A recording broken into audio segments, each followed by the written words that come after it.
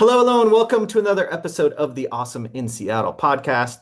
This is your host, Christian Nossum with the Awesome Nossum Group, and I am joined by my beautiful wife, Miss Shannon Nossum. Hello, hello. Thank you for joining me.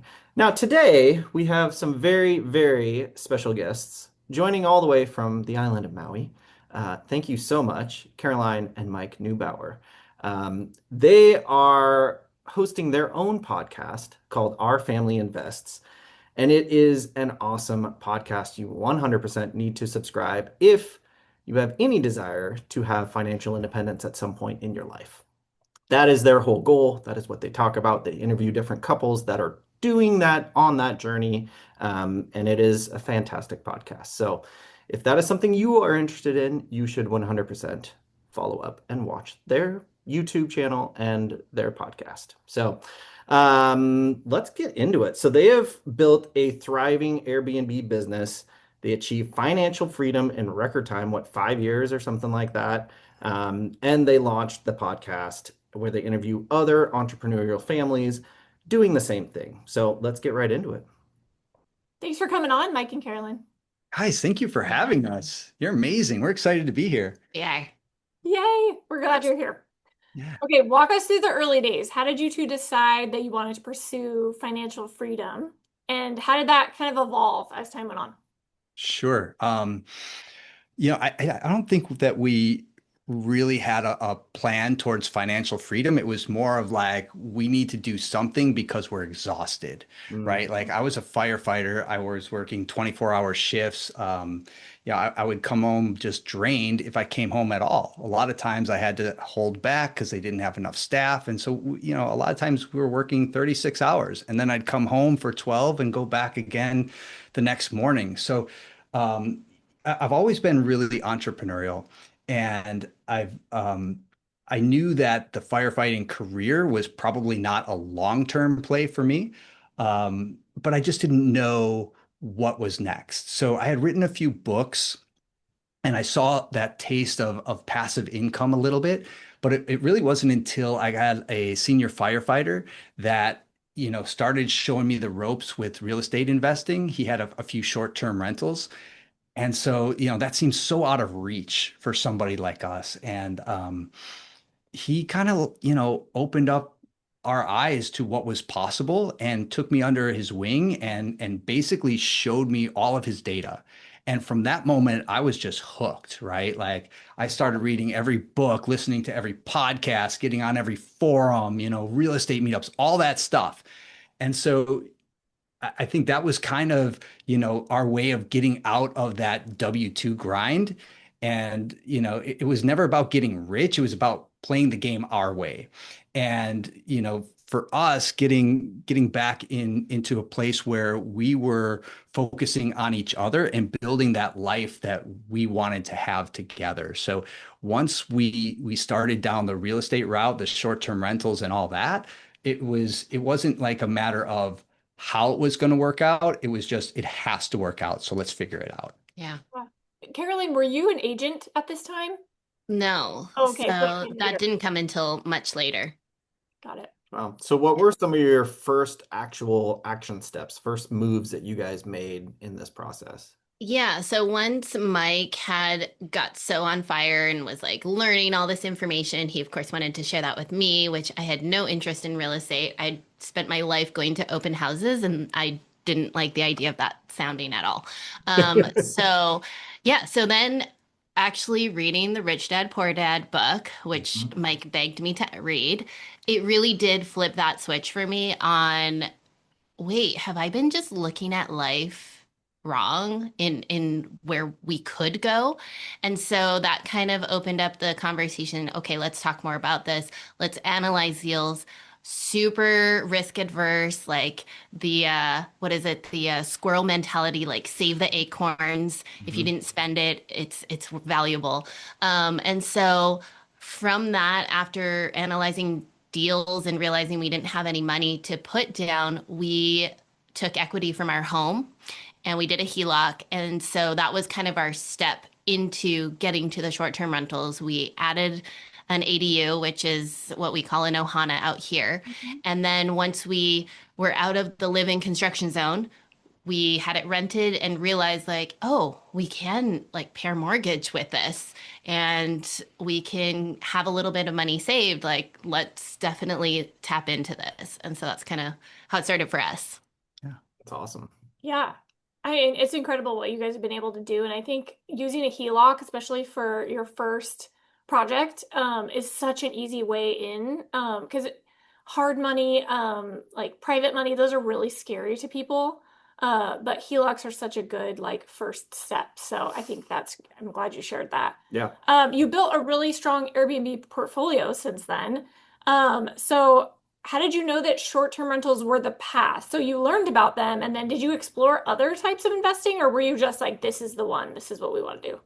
Yeah, I think, when we started with real estate and we knew that we were going to go down that route, I kind of laid everything out and kind of what I call like a scale of passivity. And so on one side of the scale, I saw, syndications, long-term rentals, things that are really, really passive, mailbox money almost, right? Mhm. And at the other end of the scale is the stuff like, your flips and your wholesaling and your ground up development and all that kind of stuff, really, really active side. And short-term rentals they're definitely more on the active side. But what I liked about short-term rentals is that you actually hold the asset. So with flipping and with wholesaling and all that stuff, you're in and you're out, and you're getting a lot of cash flow, but you're not building wealth. You're not building the legacy. And so I always wanted to play the long-term game. So for us, it was always going to be, all right, short-term rentals are our way in. And then once we get to financial freedom, then we start moving towards passive. So in the last few years, we've been selling off a lot of our short-term rentals to move into more syndications and more long-term rentals, mid-term rentals, things like that. And, even, development and joint venture stuff where we're, on the sidelines most of the time. Yeah. Yeah. It's fun being on the sidelines. You don't have to do Sure is. anything. So let's go to the beginning. Let's talk about the first short-term rental that you guys purchased. What was kind of your big takeaway from that experience? Oh That my we never wanted to do God. it again. Yeah, so that first one was fun. I mean, looking back, it was fun. It was terrible while we were doing it, right? But we had the data, right? So that firefighter that took me under his wing, we knew exactly what we were after. We knew, in Maui, in order to have a short-term rental, you have to be in a condo complex. It's virtually impossible to get a permit for a single-family home. So we knew that there were certain condo complexes that were two-bedroom, two-bath units, but also had a lockout feature, meaning that you could split them into two separate units, and then you could rent a one-bedroom and a studio and have a lot more income. Duplex STR. Yeah. Yeah, kind of. That's awesome. So we knew there was only two of them in South Maui that had that feature. And one of them was in Wailea and one of them was in Kihei. And so we kept eyes on two properties. That's it. And we waited and we waited and we waited until one showed up that, smelled like cat urine and had clutter everywhere. And we're like, Perfect. that's perfect. Smells And we like went profit. Yes. So, we took that down. And while we were under contract on this one, we had a handyman that we had been working with for years, just on little projects around the house, but he had become a good friend. And so we told him, he's like, hey, we're going to renovate this place. We're going to do all these things. We're real excited. And we're closing April 1st, right? So I'm giving us 3 months until, July 1st. That's when we're going to open the doors and we're going to start, renting this out to people. And so as the time got closer, we had already put this thing up on Airbnb before we had closed on it. And so it had to work, right? Yeah. Yeah. So April Not 1st, recommending. yeah, What we did, don't what did you do recommend for that. photos? Yeah, we actually had photos of the unit at first, like the ones before. from like Oh, before. Zillow and whatnot. Yeah. And we just put in the captions like, hey, we're buying this, we're renovating it, stick through it. It's the best deal on Maui, book now, right? It's going to be awesome. We'll update the pictures. And so Won't we smell. did that. Yeah, we didn't even own it. So so we do that. And then we close on the thing on April 1st. And I call up that handyman. I was like, you ready to go, dude? I'm ready to go. And he's like, I thought you said July 1st. was like, no, no, no, we got to go July 1st. Like that's when it's open. We've got bookings already. We've got like 18 bookings at this time by the time we Wow. close. And so he's like, "Oh, I'm so sorry, dude. I thought you said July 1st. I'm totally booked until July 1st. You know, at Wow. this point, we're like, oh man, okay, now what? And so everyone we called was like either way overpriced, we can't afford it, Yeah. or just not available. And so we're like, okay, there's no backup plan. We've exhausted everything, all of our, all of our savings, all of our 401k, like everything is into this property. And so it was a YouTube university. Hmm. And for us, it was like, okay, well, I don't even know how to turn a screwdriver, but we're going to figure it out. So, Yeah. so we figured out how to uh, scrape ceilings, popcorn ceilings. Okay, let's get them out. We figured out how to do electrical, plumbing, all those kinds of things. And we basically did everything ourselves. I mean, there was sleepless nights, there was, Sure. Yeah. arguments, there was, I was coming straight from the fire department after working 24, 36 hours and just working there until I had to go back to the station. Wow. It was brutal. Yeah. And we said we'd never do it again. And then the But- money started rolling yeah. in, right? And then it was like, all right, well, maybe one more time.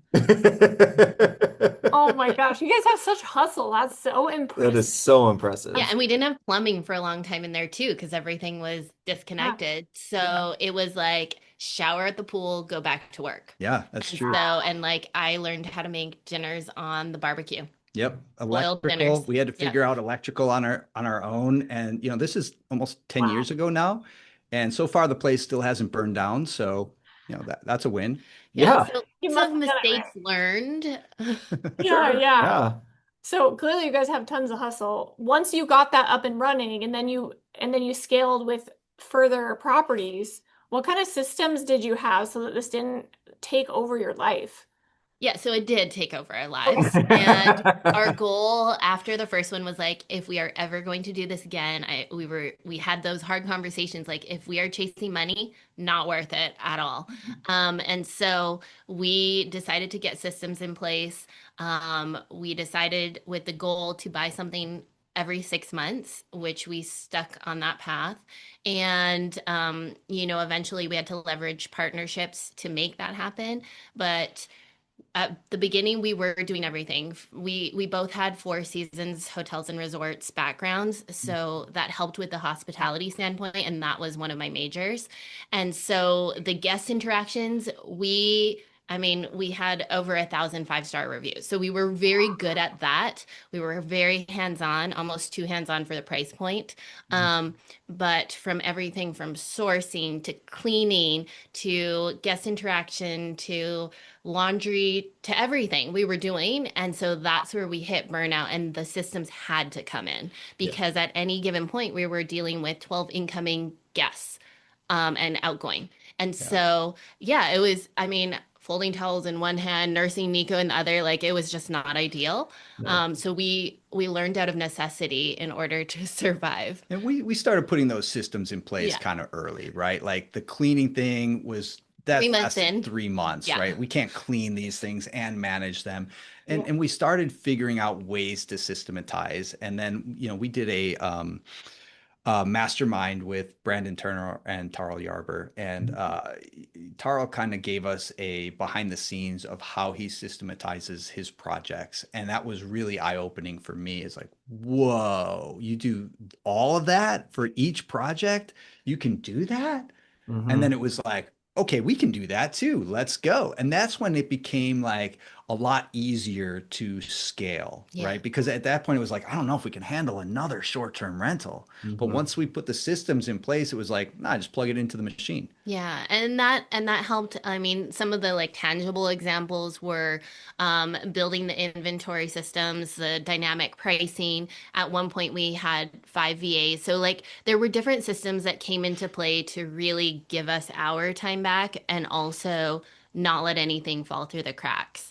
And kind of ask that question that like if we have to do it, or is there a way that we can have someone else handle it? And that kind of was our game changer.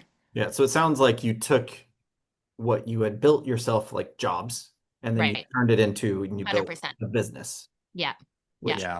that's so We've impressive. always like this Yeah. may be the wrong way to do it. It's probably not the Smartest. smartest way, but we've always wanted to be the ones to, or at least I have, to know every aspect of the business so that when I hand it off, I know what they need to do. Now they can do the job better than I can, Hmm. but I know how to do it if something goes wrong, right? Or if I have to jump in, I can, or if I Yeah. have to train someone else, I can do that. Yeah. And honestly, too, I think that it's served us really well because we actually understand what we're trying to achieve. So when we're conveying that to someone, we have on the ground knowledge, like, here's where this goes and the placement and the shelf. Like, we know all of that stuff inside and out. Hmm. And also doing inspections for further down properties that we're inspecting. When we're talking to inspectors, they don't expect me to understand what I'm talking about or the drywall or the hardy boarding, but we now do because of experience. Yeah. Yeah, Exactly. Bittersweet. absolutely.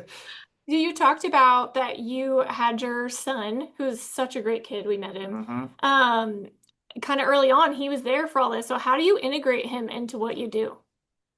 Yeah, I think early on it was just a matter of like there was no help, there was no parents around, and so it was just us. So he had to come with us, Mhm. especially if Mike was at the station. So I think a lot of it was not necessarily intentional at the beginning. It was just part of our family does life together, and this is what we're doing. Mm-hmm. Yeah. Yeah. What are some of the intentional things that you guys passed along to him or continue to pass along to him? Oh, that's a great question. We try to be open books. Hmm. And so, Nico is 9 and he's like most 9-year olds, right? The most important thing in the world to him is Fortnite. And it's not to me. But we try to talk through what we're doing as a business and why we're doing it. And we bring him in, and everything is an open book, like I said, right? Money, what we're spending on things, why we're spending it, what the returns are going to be. And so from time to time, he will come in and he will ask the questions, right? The questions that show us that he can think like an entrepreneur too.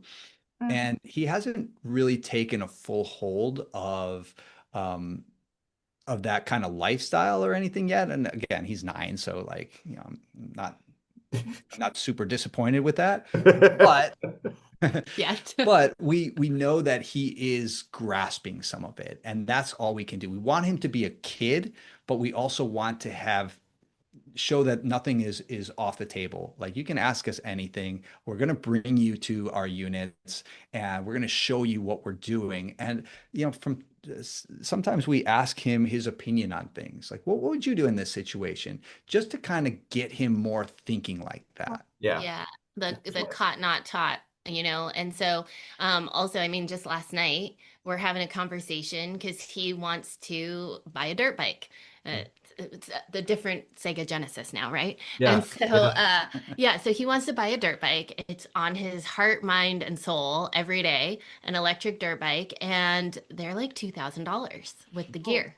So it's not an easy purchase. Mommy doesn't support the idea of it, but if he earns it, then we're okay with it. And one way he asked us yesterday was if he could clean out this dilapidated vehicle that my parents have that's been sitting for, I don't know, 5 years, and we have no idea of condition. It's filthy. He wants to clean it up and sell it.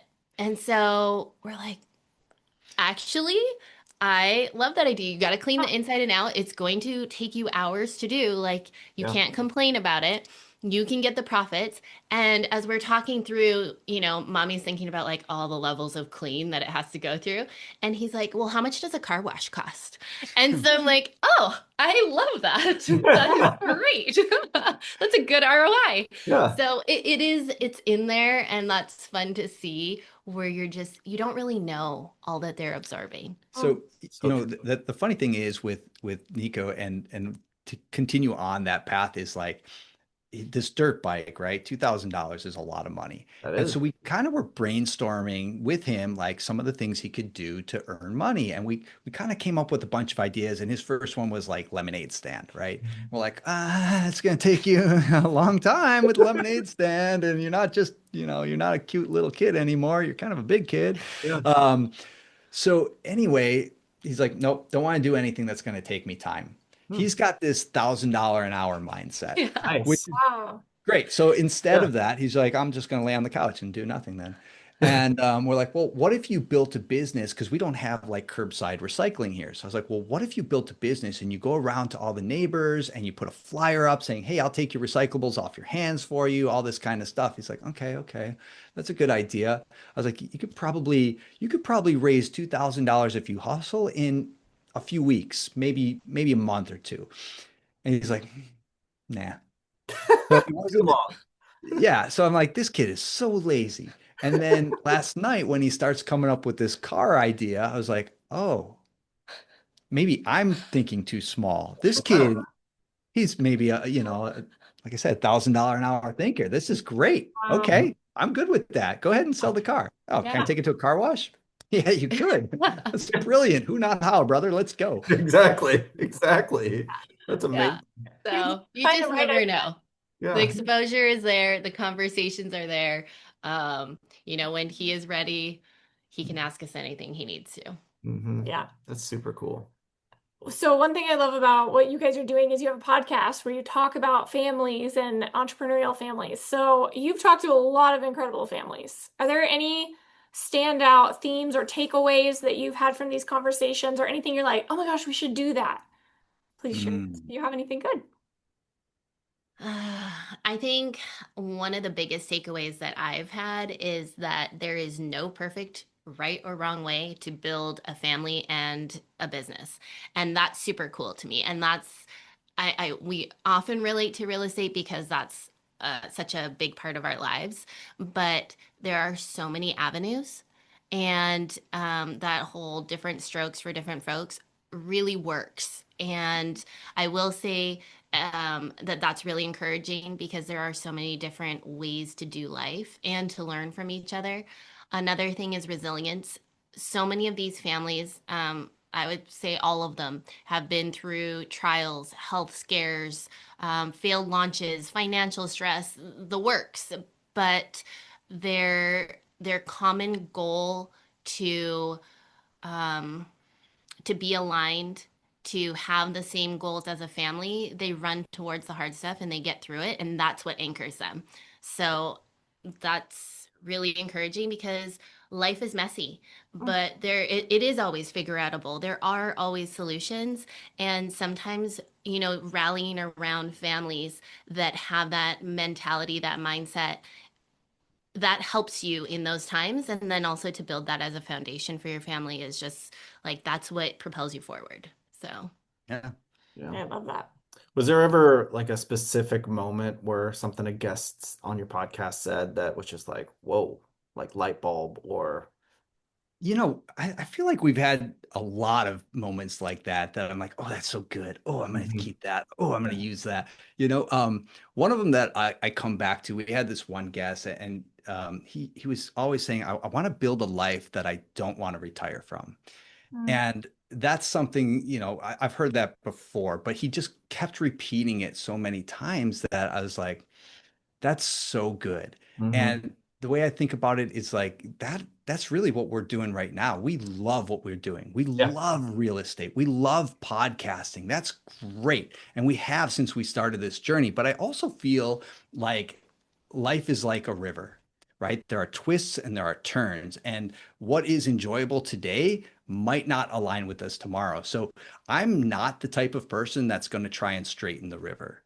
So what I mean by that is if real estate or podcasting starts to feel heavy at some point or another opportunity arises, then I'm going to follow the currents. But what I'm going to do is I'm always going to make sure that my family is in the boat. Does Yeah. that make sense? That's Yeah. great. That's beautiful. That's awesome. I love that. Yeah. Yeah, I never heard that before, but that's a great analogy for it. Mm-hmm. Thanks, man. All right, so you two, I'm gonna let you go because we've been talking for quite a while. Yeah. You guys have an awesome story. Um, thank you for having us on your podcast, Yes. which Yeah. again, Come. our family invests. It is a great podcast. I've listened to numerous of the episodes. I am following it. You guys do a great job interviewing some very much more entertaining people than us. So thankfully, you have a lot of other episodes that people can listen to. Um, and yeah, if you as a listener are interested in reaching that financial independence goal, there is a lot to learn out there, especially from these two. So please subscribe to their podcast, Our Family Invests. It is fantastic. Thank you. You guys have had some really, like I said, pretty prominent, very, very prominent people on your show. So well Thank you. done. Very Yeah. impressive. Thank Thank you. you. If Yeah. any of our listeners want to get a hold of you, what's the best way to do that? Yeah. Probably through Instagram, I would say. We're probably most active on there at Mhm. Our Family Invests, and there's links on there to everything else that we do. Yeah. Perfect. If our listeners are like inspired by this episode, I hope you are. Just seeing other families that are doing what you guys are doing. I know a lot of people kind of dream of these things, but to hear a story of a family doing this can be really powerful. Just reach out to these guys if you have any questions and listen to their podcast and hear about other families. Yes, They're exactly. doing life a little different. Yep, Yeah. which is a Yeah. good way to go. Yes. Well, thank Thank you so you much. for joining us, and for all your listeners. We'll see you on the next episode of the Awesome in Seattle podcast. And thanks again, Mike and Carolyn. Appreciate you. Thank you Aloha. guys. Have a great day. All right, you too.